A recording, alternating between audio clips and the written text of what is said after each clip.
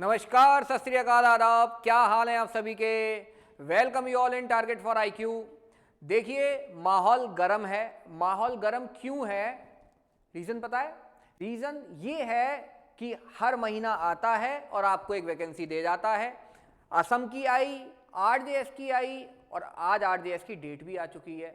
Examination की नहीं, application form fill करने की। कितनी पोस्ट थी? 44 पोस्ट थी। एग्जाम डेट आ गई क्या? सिलेबस क्या है? आइए डिस्कस करते हैं फटाफट। अच्छा, ये क्या लिखा है? मिशन 2025। अच्छा, 2025 में जज बनना है आरजेएस में। बहुत बढ़िया। कैसे बनेंगे? पहले सिलेबस डिस्कस कर लेते हैं। देखिए सिलेबस क्या है। सिलेबस जो है भाई, छोटा मोटा सिलेबस नहीं है। सिलेबस कम से कम 28-30 एक्ट हैं सिलेबस के अंदर। सिलेबस को थोड़ा बढ़ा दिया गया है आरजेएस का। जैसे पहले, अच्छा पेपर पैटर्न की बात पे अगर आओगे तो बताऊंगा भी क्या है। पहले सिलेबस ही डिस्कस कर लेते हैं बिना देरी के। देखो, सबसे पहला एक्ट है आपका number 1 civil procedure code. Number 2 है कॉन्स्टिट्यूशन ऑफ इंडिया, सीपीसी आने वाली है, कॉन्स्टिट्यूशन आने वाला है। नंबर 3 कॉन्ट्रैक्ट एक्ट आने वाला है। नंबर 4 भारतीय साक्ष्य अधिनियम। ओहो, इसे कर दो ब्रैकेट इसमें बंद क्योंकि न्यू है ये। नंबर 4। इसके बाद इंडियन एविडेंस एक्ट। ओहो, ये पुराना वाला भी आएगा। देखिए, पिछली वीडियोस देखी है मेरी आपने हमारे चैनल पे। हमने चीख चीख के बोला है कि भाई ना, पुराने वाले जो लोग हैं ना वो बेकार नहीं हुए अभी। पुराने एक्ट भी पूछेगा पेपर में, नए भी पूछेगा। नए वाले क्या सोच रहे थे कि पुराने वालों के तो रटे हुए थे, इनका तो नुकसान हो गया, इन्हें दोबारा याद करना पड़ेगा नया। बेटा, आपको भी याद करना पड़ेगा पुराना। दोनों पूछे जा रहे हैं हर एक एग्जाम के अंदर, चाहे असम की बात हो चाहे आरजेएस की बात हो। अब यूपी का आएगा, यूपी में भी यही होने वाला है, बिहार में भी होने वाला है, डीडीएस में भी होने वाला है। तो दोनों पढ़िए साथ साथ कंपैरेटिव स्टडी के। इंडियन एविडेंस एक्ट तो 4, चलिए इसे 4 ही मानिए, सही, इसे 5 नहीं, कंपैरेटिव करना है ना। इसके बाद लिमिटेशन आपका 5, स्पेसिफिक रिलीफ एक्ट एसआरए 6, फिर transfer of property act 7, interpretation of statute 8, फिर राजस्थान लैंड कंट्रोल, ये माइनर एक्ट है इसका 9। इसके बाद आपका हिंदू लॉ 10, इसमें सारे एक्ट आने वाले हैं, 4 एक्ट जो कवर होते हैं इसके अंदर, ठीक है। इसके बाद आपका Rajasthan court fee suit valuation act, act number 11। फिर कह रहा है Rajasthan land revenue act number 12, partnership act number 13, sales of goods act number 14, registration act number 15 और मुस्लिम लॉ नंबर 16। फिर अब मुस्लिम लॉ के सारे एक्ट इसके अंदर आ गए, ठीक है। जो जो टॉपिक्स कवर होते हैं, पूरा मुस्लिम लॉ नहीं है, स्पेसिफिक टॉपिक यहाँ दिए गए हैं वही। तो 16 एक्ट तो यहाँ तक हो गए। देखिए, पेपर 1 के अंदर, ये मेंस का है। देखिए, मेंस के 2 पेपर होते हैं, फर्स्ट एंड सेकंड, वही सेम सिलेबस है प्री का, ठीक है। तो इसके बाद पेपर 2 इसके अंदर भी क्या है, यही प्री का सिलेबस है सेम। तो इसमें अब 16 तो पिछले हो चुके हैं। अब आगे भारतीय नागरिक सुरक्षा संहिता BNSS यानी नंबर 17। इसके बाद CRPC, चलो सेम है, कंपैरेटिव करना है, कोई दिक्कत नहीं। इसके बाद भारतीय साक्ष्य अधिनियम नया, ये भी नया, तो 17, 18। फिर इंडियन एविडेंस एक्ट ओल्ड हो गया, कोई बात नहीं। फिर भारतीय न्याय संहिता, इसके बाद क्या हो गया ये 18 के बाद आपका 19। इसके बाद इंडियन पीनल कोड, क्लियर, पुराना। इसके बाद juvenile justice care and protection act number 20।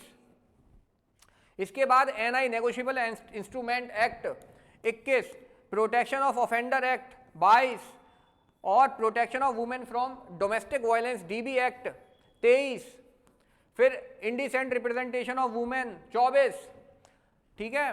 Protection of child POCSO 25। उसके बाद sexual harassment of women at work place 26। और इसके बाद आपका राजस्थान एक्साइज एक्ट 27 और IT एक्ट 28 और framing of charge judgment writing. चलिए, ये तो प्री में नहीं आने वाला, इसे छोड़िए। 28 एक्ट हो गए, 28 एक्ट। मेरे माथुर साहब, क्या होगा आपका? हाँ, क्या होगा? डरने की बात नहीं है क्या होगा वो इसलिए डरने की बात नहीं है। देखिए, पहली बात, ये जो पेपर, अच्छा सिलेबस अभी खत्म नहीं हुआ है, ये तो हो गया 70 नंबर का मामला। कितने नंबर का मामला? 70 नंबर का। 70 नंबर का तो इस पेपर में आपके लॉ आता है 70 मार्क्स का। फिर उसके साथ साथ हिंदी का एक लैंग्वेज का पेपर होता है जिसमें 15 क्वेश्चन आते हैं, और ऐसे इंग्लिश का एक पेपर होता है जिसमें 15 क्वेश्चन आते हैं। तो ये सब मिलके 100 क्वेश्चन का पेपर आपका होने वाला है आरजेएस प्री का। 2 घंटे का पेपर होने वाला है ये। हिंदी में देखिए पूरा सिलेबस यहाँ पे दिया गया है, आप देख सकते हैं, ठीक है, शब्द शुद्धि, व्याकरण, वाक्य, वाक्य रचना शुद्धि, ये सब। इसके बाद इंग्लिश का सिलेबस देखेंगे तो इसमें टेंस, आर्टिकल, डिटर्मिनेशन, 15 मार्क्स का ये होने वाला है। क्लियर? तो टोटल आपका इतना सा सिलेबस है, छोटू मोटू सा। क्लियर? डरने की बात नहीं है। डरने की बात क्यों नहीं है? देखिए, डरने की बात इसलिए नहीं है क्योंकि इस पेपर को टैकल करने के लिए 2 रास्ते हैं, 2 जगह से आपको अटैक करना पड़ेगा। एक तो लॉ की साइड से और एक इंग्लिश और हिंदी की साइड से। बहुत से कैंडिडेट क्या करते हैं कि लॉ तो पढ़ा लेकिन हिंदी और इंग्लिश पे ध्यान नहीं दिया। तो आपको बराबर ध्यान देना है हिंदी और इंग्लिश पर, लॉ के साथ साथ। कुछ लोग क्या करते हैं, हिंदी इंग्लिश हमें बहुत अच्छी आती है, लॉ तो कर ही देंगे हम, कुछ लॉ पे ध्यान नहीं देते। दोनों पे ध्यान देना है। और ध्यान कैसे देंगे? ये सारे एक्ट जो आपको 28 एक्ट अभी मैंने यहाँ पे गिन के बताए हैं, ये सारे एक्ट हमारा टारगेट फॉर आईक्यू आपके लिए लेकर आ रहा है एक बैच, कॉम्प्रिहेंसिव बैच। इस बैच में आपको ये 28 एक्ट, हिंदी का पूरा पेपर, इंग्लिश का पूरा पेपर, यानी पूरा का पूरा सिलेबस क्या कराया जाएगा? कवर कराया जाएगा। क्या कराएंगे? कवर कराएंगे। क्लियर? क्या क्या फीचर होने वाले हैं इस बैच के? तो देखिए, इस बैच के अंदर आपको लाइव क्लासेस मिलेंगी, रिकॉर्डेड क्लासेस मिलेंगी, रिकॉर्डेड एक्सेस भी रहेगा आपके पास, आपको नोट्स मिलेंगे, नोट्स प्रोवाइड करे जाएंगे, सही है, हिंदी में भी और इंग्लिश में भी। क्लियर? इसके बाद मीडियम हिंदी इंग्लिश रहने वाला है, सारा कंप्लीट सिलेबस आपका कवर किया जाएगा। मॉक टेस्ट होंगे। देखिए, वीकली टेस्ट हमारे लिए, वीकली और डेली टेस्ट भी हमारे यहाँ होते हैं।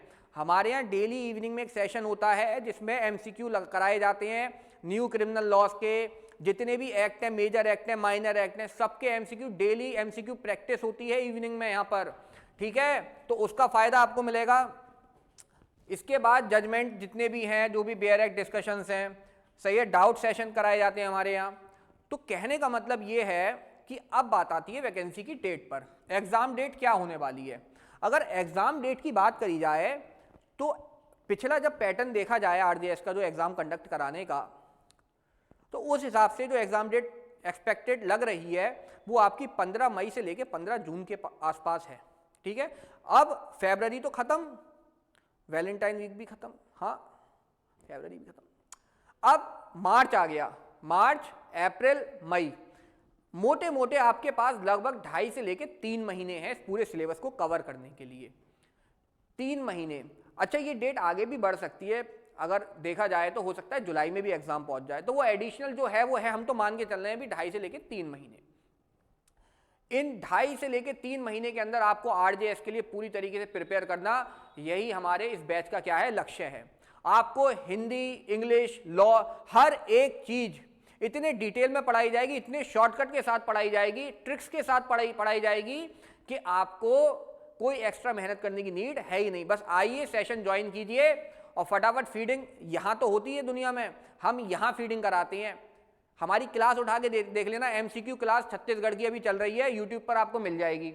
आप एक बार जरा सेशन जाकर देखिए कि वहाँ पर याद कराने का तरीका क्या है, रटने में और दिल में उतारने में क्या अंतर है, ये आप वहाँ पर देख सकते हैं। तो ये बैच हमारा स्टार्ट होने जा रहा है कब से? 5 मार्च से। 5 मार्च से ये बैच स्टार्ट होने जा रहा है, जिसकी फीस आपकी है 9,999। क्लियर? ये फीस है इसकी। आप डिस्क्रिप्शन में दिए गए नंबर पर कांटेक्ट करके इस पूरे बैच की डिटेल्स और जान सकते हैं। और अगर आपको श्योर सक्सेस चाहिए तो इस बैच को जल्द से जल्द ज्वाइन कर लीजिए। और वैकेंसी केवल आरजेएस की नहीं है, अभी आगे यूपी की भी वैकेंसी है, यूके की भी है, बिहार की भी है, डीडीएस की भी है। कहाँ तक आप चीज़ों को अवॉइड करोगे, किस हद तक करोगे, प्रिपरेशन करनी ही है। तो आरजेएस आ गया है तो अब की बार आरजेएस पार, समझे? तो जल्दी से एनरोल कर लीजिए बैच, 5 तारीख को फिर आपसे मुलाकात होती है बैच में। क्लियर? तब तक के लिए टेक केयर।